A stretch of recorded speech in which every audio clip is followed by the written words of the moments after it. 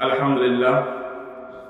উত্তর চৌকরিয়া রংপুরিয়া পাড়া বাইতুল জান্নাত জায় মসজিদ উন্নয়ন কল্পে আত্তাকওয়া যুব সংগঠন কর্তৃক আয়োজিত দ্বিতীয় বার্ষিক ওয়াজ মাহফিলের সম্মানিত সভাপতি মেহমানবৃন্দ, আমার সামনে উপস্থিত দিন প্রিয় ইসলাম প্রিয় মুসলমান দিনদার মুমিন, আমার বাবা, চাচা, ভাই এবং পর্দার আড়ালে পর্দানিসীন আবেদা সালেহা জাকেরা কারিতা আমার মা বোনেরা, সর্বপ্রথম সে মহান রব্বুল আলামিনের দরবারে শুকরিয়া আদায় করি যিনি আপনাকে আমাকে দুনিয়াবী সমস্ত কাজকাম থেকে বিরত করে। যে সময়টার মধ্যে অনেকে আছে গুনার কাজে লিপ্ত হয়ে, একই সময়ের মধ্যে অনেকে আবার এই সময়ে হাসপাতালের বেডের মধ্যে মৃত্যুর সঙ্গে পাঞ্জা লড়তেছে। কেউ দোকানপাট নিয়ে ব্যস্ত আছে, কেউ আবার ভাবতেছে প্রধান বক্তা তো এখনো উঠে নাই, আরো দেরি উঠবে, একটু বিছনায় আরাম করি এরপরে যাব। তো বিভিন্ন মানুষ বিভিন্ন কাজ কামে ব্যস্ত আছে, কিন্তু আল্লাহ পাক রব্বুল আলামিন আমাদের কিছু সংখ্যক মানুষকে যাচাই বাছাই করে 100% 100% আপনাকে আমাকে মহব্বত করে ভালোবেসে জান্নাতের টুকরা বাগানে এসে বসে কিছু কথা বলা এবং শোনার তৌফিক দান করলেন। এজন্য সকলে অন্তরের অন্তরস্থল থেকে শুকরিয়া আদায় করে বলি আলহামদুলিল্লাহ।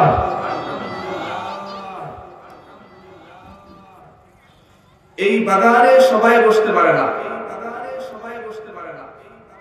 কোন ব্যক্তি যদি মনে করে আমি তো অনেক টাকার মালিক, আমার গায়ে অনেক শক্তি, আমি দিনের কাজ করব, কিন্তু যদি আল্লাহ তাআলা তাকে তৌফিক না করেন, তৌফিক দান না করেন, সে দিনের কাজ আল্লাহ তাআলা তার দ্বারা নেবেন না, সে করতে পারবে না।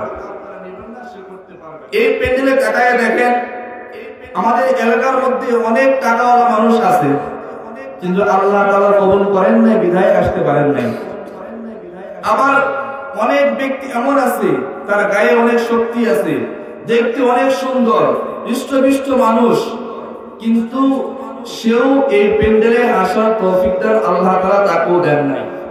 তার মানে বোঝা যাচ্ছে আল্লাহ তাআলা যাকে কবুল করে তাকেই আল্লাহ তাআলা, যাকে তৌফিক দান করেন তাকেই আল্লাহ তাআলা দ্বীনের কাজ করার মতো তৌফিক দান করেন। এই জন্য আপনাকে আমাকে আল্লাহ তাআলাকে ভালোবাসে 100%, এটা আমরা শিওর। বলতে পারবেন যে কেমনে? আব্দুল্লাহ ইবনে মুবারক অনেক বড় একজন মুহাদ্দিস ছিলেন, হাদিস বিশারদ ছিলেন। আব্দুল্লাহ ইবনে মুবারক একটা বাদী নিয়ে আসছে। বর্তমান সময়ে যেমন গরু ছাগল বিক্রি হয় বাজারের মধ্যে, একটা সময় ছিল গোলাম বাদী বিক্রি হইতো। আব্দুল্লাহ ইবনে মুবারক একবারে বাজারের শেষের দিকে গেছে, যাওয়ার পরে একটা জীর্ণ শীর্ণ কালো একটা বাদী নিয়ে আসছে। তো বাদীর সাথে যখন কথোপকথন হচ্ছিল, বাদী বলতেছিল, মালিক আমার, আপনি দিনের বেলায় যা ইচ্ছা তাই কাজ নেবেন, কিন্তু সন্ধ্যা হয়ে যাবে, সন্ধ্যা থেকে নিয়ে সকাল পর্যন্ত আমাকে দিয়ে অন্য কোনো কাজ আপনি করতে পারবেন না। আব্দুল্লাহ ইবনে মুবারক বলছে ঠিক আছে, সমস্যা নাই। বাদী বলছে আমাকে আলাদা একটা এক্সট্রা একটা রুম লাগবে। আলাদা রুম চাইছে মানে এই না, বর্তমান সময়ে তো মানুষের আলাদা রুম চায় গুনাহ কাজ করার জন্য, যেন গোপনে নিরিবিলি গুনাহ করতে পারে। বাদী কিন্তু গুনাহ করার জন্য নয়, বাদীর সম্পর্ক আল্লাহ তাআলার সাথে, আল্লাহর সাথে কথোপকথন করবে, আল্লাহর সাথে কথা বলবে নামাজের মধ্যে, সিজদার মধ্যে। এজন্য বলছে আমাকে একটা আলাদা এক্সট্রা রুম লাগবে। তো আব্দুল্লাহ ইবনে মুবারক শর্ত সব মানছে, মানার পরে একদিন হঠাৎ করে গভীর রাতে দেখতেছে একটা গুনগুন গুনগুন গুনগুন কান্নার আওয়াজ আসে। আব্দুল্লাহ ইবনে মুবারক জাগ্রত হয়ে দেখলেন যে এই আওয়াজটা খুব বেশি দূরের না, আমার পাশের রুম থেকে আসতেছে। আব্দুল্লাহ ইবনে মুবারক পাশের রুমে গিয়ে দেখতেছে ওই যে কালো জীর্ণ শীর্ণ বাদী আল্লাহর কাছে দোয়া করতেছে। কি দোয়া করতেছে? আল্লাহ ও রব্বুল আলামিন, তুমি আমাকে ভালোবাসো, মহব্বত করো, আমি কালো বাদী, তুমি আমাকে ভালোবাসো, মহব্বত করো, এই ভালোবাসার মহব্বতের ওসিলায় আমাকে মাফ করো, আমার এলাকাবাসীর সমস্ত মানুষগুলোর গুনাহগুলোকে ক্ষমা করে দাও। সুবহানাল্লাহ। আব্দুল্লাহ ইবনে মুবারক অবাক হয়ে গেছে। পুরা দুনিয়ার মানুষ চায় আল্লাহ আপনি আমাকে ভালোবাসেন, মহব্বত করেন, আর এই কালো বাদী বলতেছে আল্লাহ আপনি যে আমাকে ভালোবাসেন, মহব্বত করেন, এই ওসিলায় আপনি আমাকে মাফ করেন, আমার এলাকাবাসীর সবাইকে আপনি মাফ করে দেন। আব্দুল্লাহ ইবনে মুবারক ডেকে বলতেছে, ও বাদী, এ বাদী তুমি কি বলতেছো? দুনিয়ার সমস্ত মানুষ আল্লাহ তাআলার ভালোবাসা মহব্বত চায়, আর তুমি বলতেছো আল্লাহ তাআলা আমাকে যে ভালোবাসেন, মহব্বত করে, এর ওসিলায় তুমি দোয়া করতেছো, কারণটা বুঝলাম না। ওই কালোবাদী বলতেছে, আব্দুল্লাহ ইবনে মুবারক এই গভীর রজনীর মধ্যে আল্লাহ তাআলা আমাকে উঠায়া ঠান্ডা পানিতে উজু করায়া জায়নামাজের মধ্যে দাঁড় করায় দিয়েছে। অনেক মানুষ তো এখনো ঘুমন্ত অবস্থায় আছে, অনেকের মাথা বালিশের উপর আছে, কিন্তু আমি কালো বাদী আল্লাহ তাআলা আমাকে জাগ্রত করে তারপর সিজদা দেওয়ার তৌফিক দান করেছেন। তার মানে অবশ্যই অবশ্যই আমার আল্লাহ তাআলা আমাকে ভালোবাসে। সুবহানাল্লাহ। আমরাও এখানে আসছি 100% আল্লাহ তাআলা আপনাকে আমাকে মহব্বত করে ভালোবাসে, আপনাকে আমাকে পছন্দ করছে বিধায় আমরা এই জান্নাতের টুকরা বাগানে আসতে পারছি। বলেন সুবহানাল্লাহ। আল্লাহ পাক রব্বুল আলামিন মানুষকে অগণিত অসংখ্য নিয়ামত দান করেছেন। আল্লাহ তাআলা কোরআনুল কারীমের মধ্যে বলেন, ওয়া ইন তা'উদ্দু নি'মাতাল্লাহি লা তুহসুহা। আল্লাহ পাক রব্বুল আলামিন বলেন, বান্দা আমি তোমাকে এত এত নিয়ামত দান করেছি, যদি তুমি নিয়ামতগুলোকে গণনা করা শুরু করো, লা তুহসুহা, কশিন কালো তুমি গণনা করে শেষ করতে পারবা না। আল্লাহ তাআলা অনেক নিয়ামত দান করেছেন। আল্লাহ তাআলা আপনাকে আমাকে চোখ দান করেছেন, অনেক বড় নিয়ামত। ও ভাই, যার চোখ নাই তাকে জিজ্ঞেস করে কি চোখের কত মূল্য সে বুঝে। আল্লাহ তাআলা আপনাকে আমাকে জবানের নিয়ামত দান করেছে, মন চাইলে জবান দ্বারা কথা বলতে পারি। যার জবান নেই ওকে গিয়ে একটু জিজ্ঞেস করেন না, দেখেন এই জবানের কত দাম, কত দাম। সাধারণ একটা কথা বোঝার জন্য কত ইশারা দিয়ে বলা হয়, এরপরও মানুষ বুঝে না। অথচ আল্লাহ পাক রব্বুল আলামিন আপনাকে আমাকে জবানের নিয়ামত দান করেছে, খুব সহজে আমরা একটা কথা ব্যক্ত করতে পারি। আল্লাহ তাআলা আপনাকে আমাকে হাত দান করেছেন, কত বড় নিয়ামত। আল্লাহ তাআলা আপনাকে আমাকে পা দান করেছেন, আমার কথা না। আল্লাহ পাক রব্বুল আলামিন কোরআনুল কারীমের মধ্যে বলেন, আলাম নাজআল লাকুম আইনাইন, ও বান্দা আমি তোমাকে দুইটা চক্ষু দান করি নাই, ওয়া লিসানাও ওয়া শাফাতাইন, তোমাকে আমি ঠোঁট দান করি নাই, জিহ্বা জবান দান করি নাই। এই যে আল্লাহ পাক রব্বুল আলামিন আপনাকে আমাকে অসংখ্য অগণিত নিয়ামত দান করেছেন, কিন্তু ভাই একটা চোখ না থাকলেও চলা যায়, কোনো সমস্যা হয় না। একটা হাত না থাকে এরপরও চলতে সমস্যা হয় না। কিন্তু আল্লাহ পাক রব্বুল আলামিন আপনার আমার দরখাস্ত ছাড়া এমন কিছু নিয়ামত দান করেছেন, যে নিয়ামতগুলো আল্লাহ তাআলা যদি 1 মিনিটের জন্য বন্ধ করে দেয়, সমস্ত মানুষ মরে কবরস্থান হয়ে যাবে। তার মধ্যে একটা হলো অক্সিজেন। অক্সিজেনের মতো নিয়ামত আল্লাহ তাআলা দান করেছেন। মানুষ একবার না খাইলেও চলতে পারে, একটা হাত না থাকলেও চলতে পারে, কিন্তু আল্লাহ পাক রব্বুল আলামিন এই যে অক্সিজেনের মতো নিয়ামত দান করেছেন, এই অক্সিজেন যদি আল্লাহ তাআলা 1 মিনিটের জন্য বন্ধ করে দেয়, মানুষ সব মরে কবরস্থান হবে কিনা বলেন। অথচ আমরা এই নিয়ামতের জন্য কি শুকরিয়া আদায় করলাম? একদিনও তো টাকা দেওয়া লাগে নাই। যদি এমন সিস্টেম করতো কারেন্টের বিলের মতো মাস দিলে টাকা দেওয়া লাগবে, 2 মাস পর কারেন্ট বিল না দিলে আপনার লাইন কেটে দেওয়া হবে, কিন্তু আপনি আমি জন্মের পর থেকে আজ পর্যন্ত আল্লাহ দেওয়া অক্সিজেন যে আমরা গ্রহণ করলাম, আজও পর্যন্ত কি এর শুকরিয়া আমরা আদায় করছি? অনেক দামি নিয়ামত আল্লাহ পাক রব্বুল আলামিন আরো দামি নিয়ামত দান করেছেন। আপনাকে আমাকে ঈমানের নিয়ামত দান করেছেন। কত বড় ঈমানের কত দাম, কত মূল্য। নবীজি সাল্লাল্লাহু আলাইহি ওয়াসাল্লাম বলেন, একটা বান্দার মধ্যে যারা পরিমাণ ঈমান থাকে, যারা পরিমাণ ঈমান, এই যারা পরিমাণ ঈমানের কারণে আল্লাহ পাক রব্বুল আলামিন ওই বান্দাকে একদিন না একদিন জান্নাতের মেহমান করবে। বলেন সুবহানাল্লাহ। ইমানটা কোন ইমান লাগবে, কিন্তু এই ইমান পাওয়ার পরে আমরা শুকরিয়া আদায় করি না, মূল্যায়ন করি না। কারণ কি? ইমানের জন্য আমাদের কষ্ট করা লাগে না। সাহাবা একরাম ইমানের জন্য কষ্ট করছে, মূল্যায়ন করছে। আমাদের সমাজের মধ্যে দেখা যায় এমন সন্তান আছে যারা বাপ দাদার থেকে শত বিঘা জমিন পেয়েছে, অনেক টাকার মালিক হয়েছে, গাড়ির মালিক হয়েছে, কষ্ট করা লাগে নাই, বাবার কাছ থেকে পেয়েছে, দাদার কাছ থেকে পেয়েছে। দেখা যায় 1 বছর যেতে না যেতে সমস্ত সম্পত্তি বিক্রি করে দেয়, বাড়ি গাড়ি সব বিক্রি করে আবার ঋণের বোঝা কাঁধে নেয়। কিনা বলেন? কেন নয়? সেটাকে অর্জন করে নাই, কষ্ট করে নাই, এমনি এমনি পেয়ে গেছে, জন্য এটা মূল্যায়ন নাই। ঠিক আমরা ইমানটা পেয়েছি এমনি এমনি, বাবার ঘরে জন্মগ্রহণ করেছি, দাদা মুসলমান, বাপ মুসলমান, এই জন্য মুসলমান, এই জন্য ইমানের আমাদের কাছে গুরুত্ব নাই। অথচ ইমানটা এত বড় নিয়ামত, এত বড় নিয়ামত। আল্লাহ রাসূল সাল্লাল্লাহু আলাইহি সাল্লাম বলেন, কোন বান্দা যদি বেঈমান হয় মৃত্যুবরণ করে, সে যত আমল করুক না কেন, পশ্চিম কালো আল্লাহ তাআলা ওই ব্যক্তিকে জান্নাত দিবেন না। আর যদি বান্দা জাররা পরিমাণ ঈমান নিয়ে যায়, জাররা পরিমাণ ঈমান কাকে বলা হয়? একটা বালু কণাকে 70 ভাগ করলে 1 ভাগকে জাররা বলা হয়। যে বিন্দু অণু পরিমাণ, এই অণু পরিমাণ সচক্ষু দিয়ে দেখা যায় না, এটাকে দেখতে হলে ওই দূরবীক্ষণ যন্ত্র লাগে, এই যন্ত্র দিয়ে দেখতে হয়।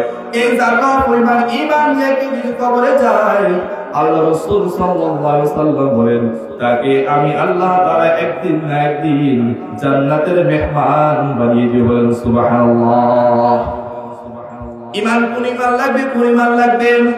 আল্লাহ তাআলা কোরআন কারীমের মধ্যে বলেন, ইন্নাল্লাযীনা আমানু ওয়া আমিলুস সালিহাত কানাত লাহুম জান্নাতুল ফিরদাউসি নুজুলা। আল্লাহ পাক রব্বুল আলামিন বলেন, বান্দা যদি তুমি শিরক মুক্ত ঈমান আর নেক আমল নিয়ে কবরে যাইতে পারো, আমি আল্লাহ তাআলা তোমাকে ছোট বড় জান্নাত না, কানাত লাহুম জান্নাতুল ফিরদাউসি নুজুলা, আমি আল্লাহ তাআলা তোমাকে সর্বোচ্চ জান্নাত, জান্নাতুল ফিরদাউসের মালিক করে দিও। বলেন সুবহানাল্লাহ। তবে সাবধান, ঈমানের সাথে শিরক মিলা যাবে না। যদি ঈমানের সাথে শিরক চলে যায়, শিরক মিশ্রিত হয়ে যায়, ওই ঈমান আল্লাহ তাআলার দরবারে কবুল হবে না। আল্লাহ তাআলা কোরআন কারীমের মধ্যে জানায় যায়, ইন্নাল্লাহা লা ইয়াগফিরু আন ইউশরাকা বিহি ওয়া ইয়াগফিরু মা দুনা যালিকা লিমান ইয়াশা। আল্লাহ পাক রব্বুল আলামিন কোরআন কারীমের মধ্যে জানায় যায়, ইন্নাল্লাহা লা ইয়াগফিরু আন ইউশরাকা বিহি, আমি আল্লাহ তাআলা শিরকের গুনাহ কখনোই মাফ করব না। তাকিদ দিয়ে বলছে, গুরুত্ব দিয়ে বলছে, ইন্নাল্লাহা লা ইয়াগফিরু আন ইউশরাকা বিহি, আমি আল্লাহ তাআলা কখনোই শিরকের গুনাহ মাফ করব না। ওয়া ইয়াগফিরু মা দুনা যালিকা লিমান ইয়াশা, আর বান্দা অন্য যে গুনাহ করেছে সেগুলো আমি আল্লাহ তাআলা চাইলেই তাকে মাফ করব। বলেন সুবহানাল্লাহ। কিন্তু শিরকের গুনাহ আল্লাহ তাআলা পশ্চিম কালো ক্ষমা করবেন না, মাফ করবেন না। আল্লাহ তাআলা কোরআন কারীমের অন্য আয়াতের মধ্যে বলেন, ইন্নাশ শিরকা লাযুলমুন আযীম, শিরক হচ্ছে সবথেকে জঘন্যতম গুনাহ। এই জন্য হাকিম লোকমান তার সন্তানকে কিছু নসিহত করতেছে, উপদেশ করতেছে। 1 নম্বর নসিহত হাকিম লোকমান বলতেছে, ইয়া বুনাইয়া লা তুশরিক বিল্লাহ, ইয়া বুনাইয়া, হে আদরের সন্তান, লা তুশরিক বিল্লাহ, কখনো আল্লাহ তাআলার সাথে শিরক করিও না। তাহলে কি বুঝলেন? ঈমানের সাথে শিরক নিয়ে আসা যাবে না। যদি বিন্দু পরিমাণ শিরক ঈমানের সাথে জড়িত হয়ে যায়, তাহলে আল্লাহ তাআলার দরবারে এই ঈমান কবুল করা হবে না। শিরক কি জিনিস? লম্বা আলোচনা। মূল নীতি হলো, যে কাজটা আল্লাহর সাথে করলে ইবাদত হয়, ওই কাজটায় গায়রুল্লাহ, আল্লাহ ছাড়া অন্য কারো নামে অন্য কোনো জায়গায় করলে এটা শিরক হয়ে যায়। যেমন সিজদা করা, আল্লাহকে সিজদা করা ইবাদত না? অনেক বড় ইবাদত আল্লাহকে সিজদা করা। একই জিনিস কেউ যে মাজারে গিয়ে করলো, কেউ কোনো কবরে গিয়ে করলো, তাহলে সে শিরক ফিল ইবাদত, ইবাদত করতে গিয়ে শিরক করলো। দোয়া করা একটা ইবাদত, আল্লাহর কাছে বান্দা দোয়া করবে, আল্লাহর কাছে সন্তান চাইবে, যত হাজত চাইবে আল্লাহর কাছে। এই দোয়াটা যদি কোনো বান্দা গিয়ে কোনো মাজারে গিয়ে চায়, তার কাছে ডাইরেক্ট গিয়ে চায়, তাহলে শিরক কি দোয়া করলো, সে দোয়া করতে শিরক করলো। আল্লাহর রাস্তায় রাস্তায়, নবীজির রাস্তায়, মাদ্রাসা মসজিদে দান করা, সদকা করা, ইবাদত, এই দানটাকে যদি, এই টাকাটাকে যদি মাজারে গিয়ে করে, তাহলে শিরিক ফিল খায়রাত হলো, সে খায়রাত করতে গিয়ে শিরিক করে ফেলবে। এই জন্য সাবধান থাকতে হবে, ইমানের সাথে কখনোই শিরিক নিয়ে আসা যাবে না। ইমানের সাথে কখনোই শিরিক নিয়ে আসা যাবে না। যদি ইমানের সাথে শিরিক চলে আসে, পশ্চিম কালেও ওই ব্যক্তি জান্নাত পাবে না। আল্লাহ তাআলা কোরআন কারীমের মধ্যে বলেছেন, ইন্নাল্লাহা লা ইয়াগফিরু আন ইউশরাকা বিহি ওয়া ইয়াগফিরু মা দুনা যালিকা লিমান ইয়াশা। নবীজি সাল্লাল্লাহু আলাইহি সাল্লাম বলেন, মুআয ইবনে জাবাল হীরা প্রদেশ থেকে আসার পরে সাজাদালিন নবী সাল্লাল্লাহু আলাইহি ওয়াসাল্লাম, নবীজি সাল্লাল্লাহু আলাইহি সাল্লামকে সিজদা করলেন। আল্লাহ রাসূল সাল্লাল্লাহু আলাইহি সাল্লাম বললেন, এ মুআয তুমি এটা কি করলা? মুআয ইবনে জাবাল বলছে, আল্লাহ রাসূল, আমি যেই প্রদেশে ছিলাম ওখানে যারা রাজা ছিল, যারা সম্মানী ব্যক্তি ছিল, ওদেরকে আমি সিজদা করতাম, আর আপনি তো ওদের থেকে অনেক দামি মানুষ, এই জন্য আমি আপনাকে সিজদা করলাম। নবীজি সাল্লাল্লাহু আলাইহি সাল্লাম বলে, এ মুআয, না, কখনো নয়, আমি নবী জীবিত থাকা অবস্থায় সিজদা করব না, আমি মরার পরও আমার কবরে গিয়ে সিজদা করব না।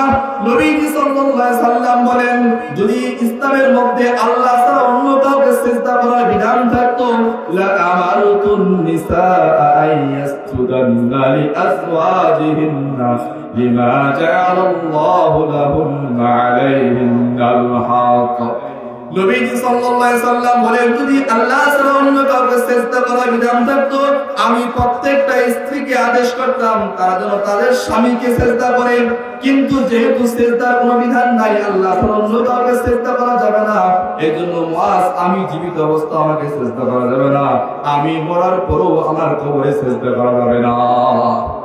কারণ যদি কবরে গিয়ে সিজদা করে, এটা শিরক হবে, আর শিরক মিশ্রিত ঈমান নিয়ে গেলে ঈমান কবুল হবে না। এই জন্য সাবধান থাকা লাগবে, ঈমানের সাথে কোনোভাবে যদি শিরক না আসে। তাহলে বলতেছিলাম, একটা নিয়ামত হলো ঈমানের মতো নিয়ামত দান করেছেন, আরেকটা বড় নিয়ামত হলো আল্লাহ পাক রব্বুল আলামিন আপনাকে আমাকে আখির জামানার নবীর উম্মত হিসেবে পাঠিয়েছেন। বলেন সুবহানাল্লাহ। অনেক বড় নিয়ামত আল্লাহ পাক রব্বুল আলামিন আপনাকে আমি জানাই দেয়, ওয়ামা আরসালনাকা ইল্লা রাহমাতাল লিল আলামিন। আল্লাহ পাক রব্বুল আলামিন বলেন, আমার হাবিবকে আমি পুরা জগতের জন্য নবী হিসেবে প্রেরণ করেছি। আল্লাহ পাক রব্বুল আলামিন আপনাকে আমাকে আখির জামানার নবীর উম্মত হিসেবে পাঠিয়েছেন। অনেক বড় নিয়ামত। অনেক নবী পর্যন্ত দোয়া করছে আল্লাহ তাআলার কাছে এই নবীর উম্মত হওয়ার জন্য, কিন্তু আপনি আমি বিনা দরখাস্তে এই নবীর উম্মত হইতে পারছি, এই জন্য শুকরিয়া কিনা বলেন। একদিন আপনার আমার নবীর কারণে শুধু যে মুসলমানরা উপকৃত হয়েছে বিষয়টা এমন না, আপনার আমার নবীর কারণে অন্য বেঈমান কাফেররা পর্যন্ত উপকৃত হয়েছে, এমন নবী আমরা পেয়েছি। একদিন আবু জাহেল আল্লাহ রাসূলকে শুনে দোয়া করতেছেন যে, আল্লাহ, যদি বাস্তবেই আপনি এই মুহাম্মদের উপর কোরআন অবতীর্ণ করেন, তাহলে যেন আমাদের উপর কোনো আযাব গজব আপনি নাযিল করেন। নাউযুবিল্লাহ। বলেন কি বলছে আবু জাহেল? বলে, আল্লাহ, কাকে শোনায়া? নবীজিকে শোনায়া বলতেছে, আল্লাহ, যদি বাস্তবেই আপনি এই মুহাম্মদের উপর কোরআন অবতীর্ণ করেন, তাহলে আপনি আমাদের উপর কোন যন্ত্রণাদায়ক আযাব পাঠান। দোয়া করতেছে কার কাছে? আল্লাহর কাছে। তার মানে বোঝা গেল কি, ওরা মুশরিক হলেও পরে আল্লাহ বিশ্বাস করত। তাহলে বর্তমান সময়ে নাস্তিকদের থেকেও আহলে মক্কার মুশরিকদের অনেক ভালো ছিল, কারণ দোয়া করতেছে কার কাছে? আল্লাহর কাছে। তার মানে কি, তারা আল্লাহ বিশ্বাস করত। তারা আল্লাহ বিশ্বাস করার পর কেন মুশরিক, কেন কাফের হয়ে গেছে? তারা এমন কিছু শিরিক করে ফেলছে আল্লাহর সাথে, যার কারণে এই বিশ্বাস কবুল হয় না, গ্রহণযোগ্য হয় না।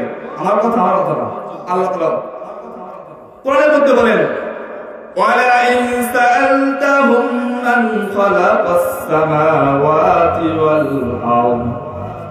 আল্লাহ পাক রব্বুল আলামিন বলেন, হাবিব আমার, ওই যে আবু জাহেল আপনাকে বলতে দোয়া করতেছে যেন কোনো আযাব গজব আসে, ওই আবু জাহেল সহ আহলে মক্কার সমস্ত মুশরিকদেরকে আপনি জিজ্ঞেস করেন, ওয়ালা ইন খালাকাস সামাওয়াতি ওয়াল আরদ। ও আহলে মক্কার মুশরিকরা বলো তো আসমান আর জমিন কে সৃষ্টি করেছেন? আল্লাহ পাক রব্বুল আলামিন কোরআনুল কারীমের মধ্যে জানায় দেয়, হাবিব আমার তারা তাকিদ দিয়ে গুরুত্ব দিয়ে বলবে লা ইয়াকুলুনাল্লাহ, আমার আল্লাহ তাআলা আসমান জমিন সৃষ্টি করেছেন। আল্লাহ তাআলা অন্য কোরআন কারীমের মধ্যে জানায় দেয়, ওয়ালা ইন সাআলতাহুম মান নাযালা মিনাস সামাই মাআন ফাআহইয়া বিহিল আরদা বা'দা মাউতিহা। আল্লাহ পাক রব্বুল আলামিন বলেন, হাবিব আমার আপনি জিজ্ঞেস করেন আবু জাহেল সহ আহলে মক্কার মুশরিকদেরকে, ওয়ালা ইন সাআলতুম মান নাযালা মিনাস সামাই মাআন ফাআহইয়া বিহিল আরদা বা'দা মাউতিহা। ও আমার হাবিব আপনি জিজ্ঞেস করেন তো আহলে মক্কার মুশরিকদেরকে, বলো তো আসমান থেকে বৃষ্টি বর্ষণ করে, আসমান থেকে বৃষ্টি বর্ষণ করে কে চৌচির জমিনগুলোকে সজীব করে তুলে, মৃত জমিনকে সজীব করে এখান থেকে গাছ উৎপন্ন করেন? আল্লাহ পাক রব্বুল আলামিন জানিয়ে দেয়, তারা তাকিদ দিয়ে গুরুত্ব দিয়ে বলবে লা ইয়াকুলুনাল্লাহ, আমার আল্লাহ তাআলা আসমান থেকে বৃষ্টি বর্ষণ করে। আল্লাহ পাক রব্বুল আলামিন কোরআনুল কারীমের মধ্যে জানায় দেয়, ওয়ালা ইন সাআলতাহুম মান খালাকাহুন্না। ও আমার হাবিব আপনি আহলে মক্কার মুশরিকদেরকে জিজ্ঞেস করেন তো মান খালাকাহুন্না, তাদেরকে কে সৃষ্টি করেছে? আল্লাহ পাক রব্বুল আলামিন জানায় দেয়, হাবিব আমার তারা গুরুত্ব দিয়ে তাকিদ দিয়ে বলবে লা ইয়াকুলুনাল্লাহ, আমার আল্লাহ তাআলা আমাকে সৃষ্টি করেছে। বলেন সুবহানাল্লাহ। এই জন্য আবু জাহেল দোয়া করে, আল্লাহ যদি বাস্তবে নবীর উপর কোরআন অবতীর্ণ হয়, মুহাম্মদের উপর কোরআন অবতীর্ণ হয়, আপনি আমাদেরকে কোন আযাব গজব দিয়ে আমাদেরকে ধ্বংস করে দেন। আল্লাহ পাক রব্বুল আলামিন আবু জাহেলের দোয়া কিন্তু কবুল করছে। আবু জাহেল বদরের দিন সকালবেলায় বলছে, আল্লাহ আজকে যে দলটা আমাদের উপর থাকবে এই দলকে আপনি বিজয় দান করবেন। আল্লাহ তাআলা আবু জাহেলের দোয়া কবুল করছে। আল্লাহ পাক রব্বুল আলামিন সেদিন যে দলটা বিজয়ী ছিল মুসলমানদেরকে আল্লাহ তাআলা বিজয়ী দান করেছে। বলেন সুবহানাল্লাহ। এখন আবু জাহেল এই দোয়া করতেছেন, আল্লাহ পাক রব্বুল আলামিন তার হাবিবকে উদ্দেশ্য করে বলতেছে, আল্লাহ পাক রব্বুল আলামিন বলতে, হাবিব আমার ওই আবু জাহেলের তো উদ্দেশ্য আযাব আসা না, যদি উদ্দেশ্য আযাব আসাই হতো তাহলে সে তো নির্বিঘ্নে দোয়া করতে পারতো। আপনাকে শুনে শুনে করতেছে, তার মানে আপনাকে জবান দ্বারা কষ্ট দেওয়া উদ্দেশ্য। যদি বাস্তবে তার উদ্দেশ্য এটা হতো যে আল্লাহ তাআলার পক্ষ থেকে আযাব আসুক, তাহলে সে তো নির্বিঘ্নে দোয়া করতে পারতো। সে নবীকে শুনে শুনে বলতেছে, তার মানে হচ্ছে তার উদ্দেশ্য হলো নবীকে জবান দ্বারা কষ্ট করা। যদি এমন হয় দুইজন বন্ধু গেছে কোন একটা ঘরের মধ্যে, বাড়ির মধ্যে, তৃতীয় একজন ব্যক্তি আপনার বন্ধুকে অনেক গালিগালাজ করতেছে, তো আপনার যে ঘনিষ্ঠ যে বন্ধু সে উত্তর দিয়ে, তাকে খারাপ বলিস না, ওই তো আমার বন্ধু ভালো মানুষ, বলবে না, উত্তর দিবে, জবাব দিবে। আল্লাহ তাআলা তার রাসূলকে এভাবে বলতেছে, কষ্ট দিচ্ছে। আল্লাহ তাআলা এর জবাব কোরআন শরীফের আয়াত অবতীর্ণ করে পাঠাইতেছেন আল্লাহর কাছে। আল্লাহ তাআলা কোরআনুল কারীমের মধ্যে জানায় দেয়, ওয়ামা কানাল্লাহু লিয়ুআযিবাহুম ওয়া আনতা ফীহিম।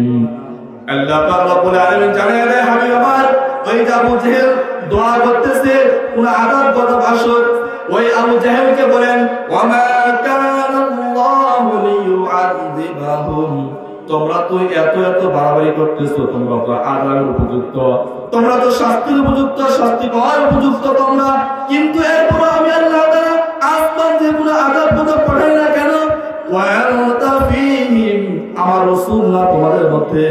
এই জন্য আল্লাহ তাআলার সিস্টেম হলো অতীতে যত পয়গম্বরকে আল্লাহ পাক রব্বুল আলামিন পয়গম্বর উম্মতকে আযাব দিবেন, আবার ঈমানদার সহ ওই পয়গম্বরকে শোনায় দিবেন, এরপরে জায়গার মধ্যে আযাব গজব দিবেন।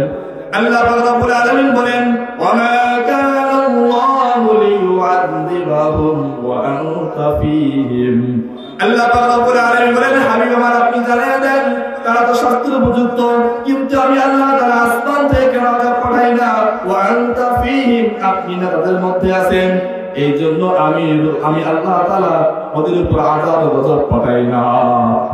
তাহলে কি বলতেন? এই নবীজির কারণে শুধু মুসলমান না, কাফের বেঈমানরা পর্যন্ত উপকৃত হয়েছে। আল্লামা খালেদ সাইফুল্লাহ রহমানী একটা কিতাব লিখছেন। ওই কিতাবের মধ্যে উনি বলছেন একজন মানুষ পুরা দুনিয়ার জন্য অনুসরণীয় অনুকরণীয় হওয়ার জন্য কয়েকটা গুণ থাকা দরকার। যে ব্যক্তিকে পুরা দুনিয়ার মানুষ অনুসরণ করবে অনুকরণ করবে কয়েকটা গুণ থাকা দরকার। তার মধ্যে যে গুণগুলো থাকা দরকার এই গুণগুলো পুরা দুনিয়ার মধ্যে শুধু একজন মাত্র ব্যক্তির মধ্যে পাওয়া যায়, তিনি হলেন আপনার আমার রাসূল মুহাম্মদ রাসূলুল্লাহ সাল্লাল্লাহু আলাইহি ওয়াসাল্লাম। অন্য কারোর মধ্যে এই গুণগুলো পাওয়া যায় না। কি গুণ? উনি বলেন যে ব্যক্তিটা পুরা দুনিয়ার জন্য পুরা জগতের জন্য অনুসরণীয় অনুকরণীয় হবে তার একটা গুণ হবে ওই ব্যক্তি নির্দিষ্ট কোনো গোত্রের জন্য নির্দিষ্ট কোনো জেলার জন্য নির্দিষ্ট কোনো দেশের জন্য নবী হিসেবে প্রেরিত হতে পারে।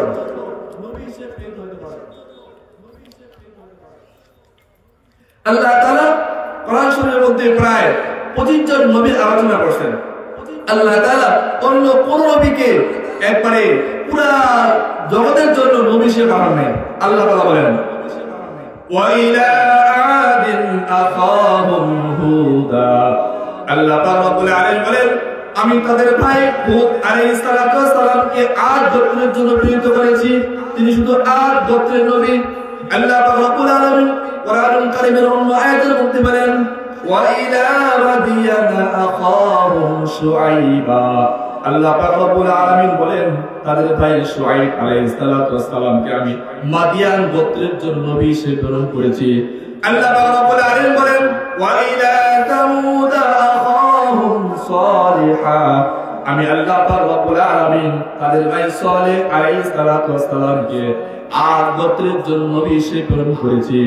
আপনার আমার নবীকে আল্লাহ তাআলা পুরা জগতের জন্য নবী হিসেবে প্রেরণ করেছেন। আল্লাহ পাক রব্বুল আলামিন জলিলুল কদর পয়গম্বর হযরত মুসা কালিমুল্লাহ যিনি আল্লাহর সাথে কথোপকথন করতেন। আল্লাহ পাক রব্বুল আলামিন কালামের মধ্যে বলেন ওয়া কাল্লামাল্লাহু মুসা তাকলিমা। আল্লাহ পাক রব্বুল আলামিন বলেন পয়গম্বর মুসা তুর পর্বতে স্বয়ং আল্লাহর সাথে কথোপকথন করতেন। এত বড় জলিলুল কদর পয়গম্বর তিনি পুরা জাতির জন্য পুরা আলামের নবী নন, তিনি নির্দিষ্ট একটা গোত্রের নবী। অপরদিকে ইব্রাহিম আলাইহিস সালাম আল্লাহ তাআলা বলে মিল্লাতা আবিকুম ইব্রাহিম ওয়া সাম্মাকুমুল মুসলিমুন। আল্লাহ পাক রব্বুল আলামিন বলেন ইব্রাহিম আলাইহিস সালাম পুরা জাতির পিতা কিন্তু পুরা জাতির নবী নয়, তিনি নির্দিষ্ট একটা গোত্রের জন্য বিশেষ প্রেরিত হয়েছেন।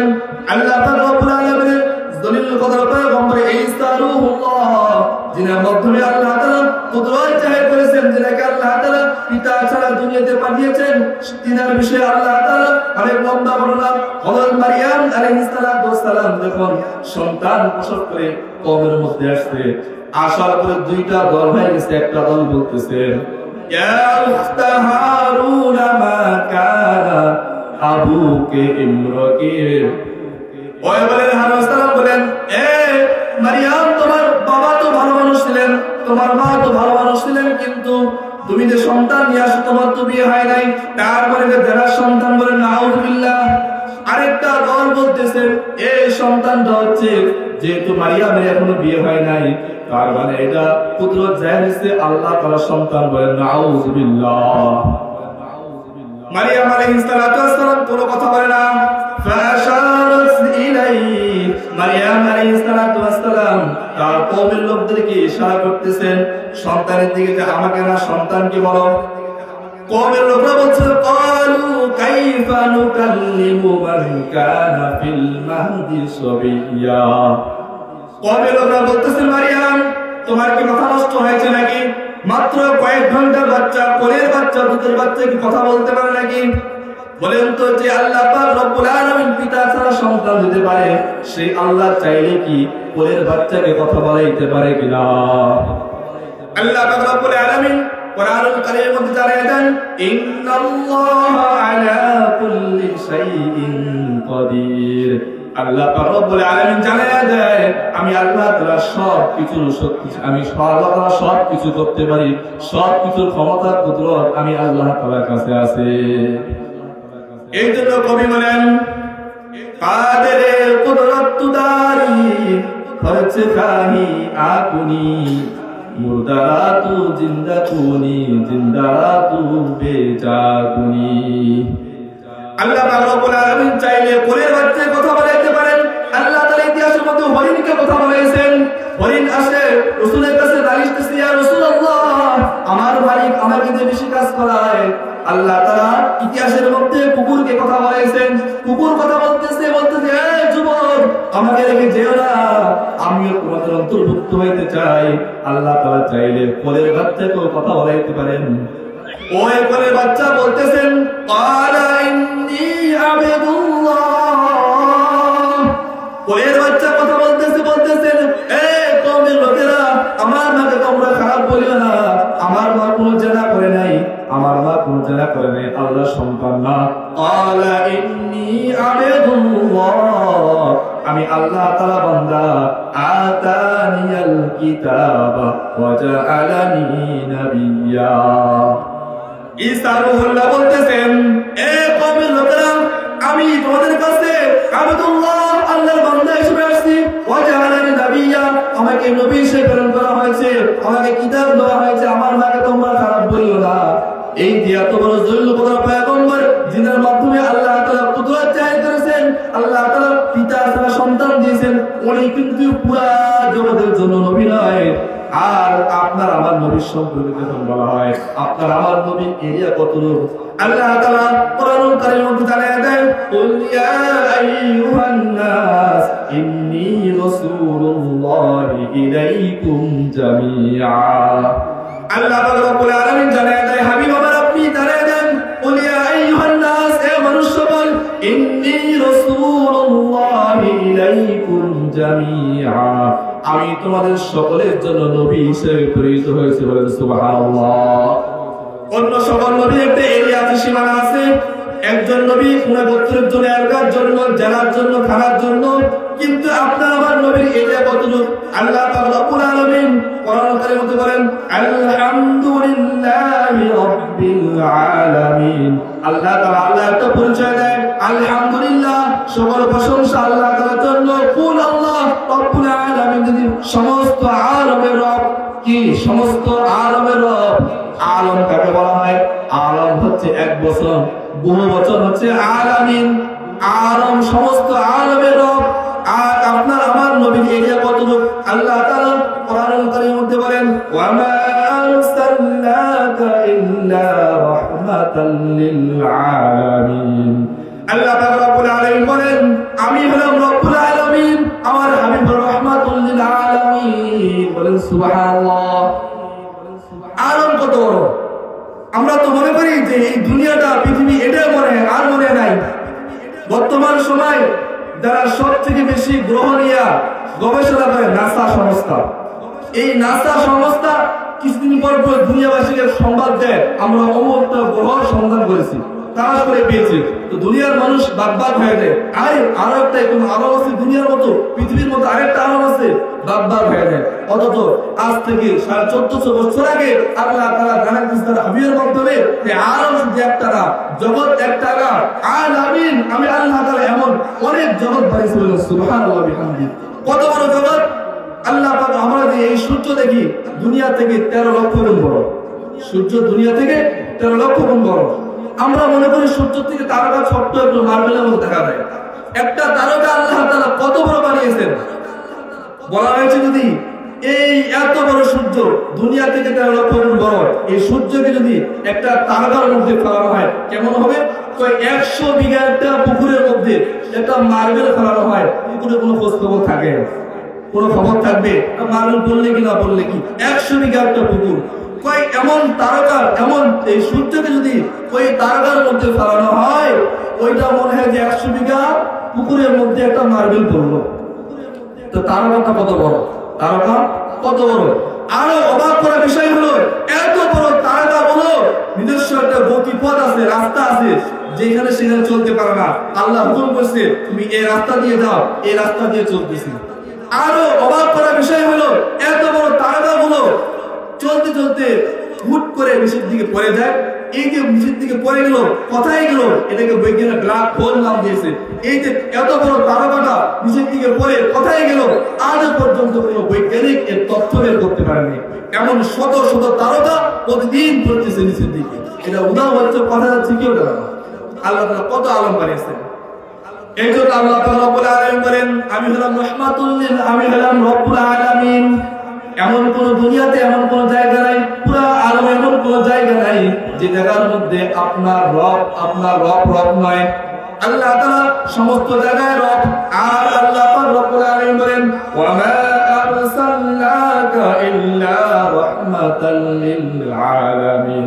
আমার নবী হলেন রাহমাতুল লিল আলামিন, অর্থাৎ পুরো আলমের জন্য রহমত নবী হিসেবে প্রেরিত হয়েছেন। সুবহানাল্লাহ। তাহলে আমি যে কথা বলতেছিলাম যে একজন মানুষ অনুসরণীয় অনুকরণীয় হওয়ার জন্য যে কয়েকটা গুণ লাগবে, তার মধ্যে একটা গুণ হলো ওই ব্যক্তিটা নির্দিষ্ট কোনো গোত্রের জন্য আসতে পারবে না। তো আপনার আমার নবীকে আল্লাহ তাআলা পাঠিয়েছেন পুরো আলমের জন্য, কিয়ামত পর্যন্ত আর কোনো নবী আসবে না। এবং ওনার মাধ্যমে আল্লাহ তাআলা নবুয়তের দরজা খতম করবেন, আর নবী আসবে না। আল্লাহ তাআলা বলেন, মা কানা মুহাম্মাদুন আবা আহাদিন মির রিজালিকুম ওয়ালাকিন রাসূলুল্লাহি ওয়া খাতামান নাবিয়্যিন। আল্লাহ পাক রব্বুল আলামিন বলেন, মা কানা মুহাম্মাদুন আবা আহাদিন মির রিজালিকুম, এই নবী কোন পুরুষের পিতা নয়, ওয়ালাকিন রাসূলুল্লাহি ওয়া খাতামান নাবিয়্যিন, ইনি হলেন শেষ নবী, খাতামান নাবিয়্যিন। তাহলে আপনার আমার নবী শেষ নবী, এর পরে আর কোন নবী আসবে না। যারা ফলে বলে কৌশলে এটা প্রমাণ করার চেষ্টা করবে যে আমাদের নবী শেষ নবী না, আরো নবী আসবে, এরা যদি কখনো আপনাকে বুঝায় যে আমাদের নবী শেষ নবী না, আরো নবী আসবে, তাহলে নিশ্চিত আগে জুতার বাড়ি দিবেন, এরপরে বিচার হবে। আল্লাহ তাআলা স্পষ্ট কোরআনের মধ্যে বলেছেন, ওয়ালাকিন রাসূলুল্লাহি ওয়া খাতামান নাবিয়্যিন, আমার নবী শেষ নবী। হাদিসের মধ্যে আছে, আনা খাতামুন নাবিয়্যিন, আমি শেষ নবী, আমার পরে আর কোন নবী আসবে না। যদি কোনো ব্যক্তি কোরআন শরীফের একটা আয়াত, একটা হরফকে অস্বীকার করে, নিঃসন্দেহে সে কাফের হয়ে যাবে। যেমন আল্লাহ পাক রব্বুল আলামিন সূরা বাকারার শুরুতে তিনটা হরফ দিবেন, আলিফ লাম মিম, কথা নুন বলছেন, এগুলো তো হুরুফুল মুকাত্তাআত বলা হয়, এগুলো কোনো অর্থ হয় না।